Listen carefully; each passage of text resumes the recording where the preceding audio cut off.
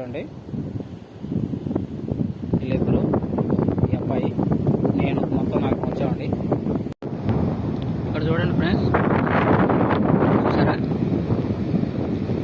మొత్తం అక్కడ ఒక ముగ్గురు చూడండి, ముగ్గురు పిల్లకాయలు, ఒక అతను, మొత్తం 4 కాళ్ళలో చూడండి ఎట్లా నడుచుకుంటూ పోతున్నారు. మొత్తం ఇదంతా కాలువే చూసారు కదా.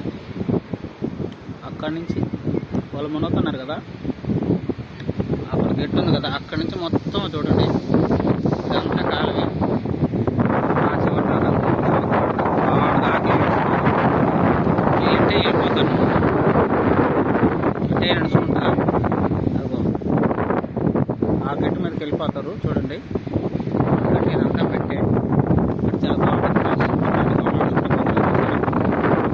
ఈ పక్క చూస్తే చూడండి ఎంతమంది ఉన్నారు. వీళ్ళంతా కాలు దిగి వచ్చిన వాళ్ళే, కొంతమంది పడవలు వస్తారు. చూశారు కదా,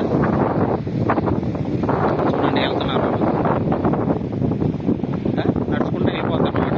అక్కడ దాకా వాళ్ళు కూర్చోన్నారు కదా, ఆ దాకా ఇదంతా పెట్టి ఏం కట్టి వచ్చేది.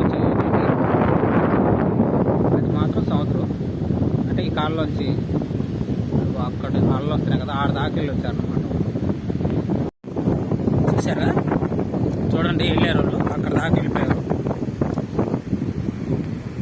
చూస్తున్నారు కదా, ఆ పిల్లకాయలు మనకి గట్టి దాకా వెళ్ళారు. చూడండి ఇట్లాగనే నడుచుకుంటా వెళ్ళారనమాట. అంటే ఇదంతా మెట్టే. ఈత నేర్చుకున్న వాళ్ళకైతే ఇక్కడ చాలా ఈజీ ఫ్రెండ్స్.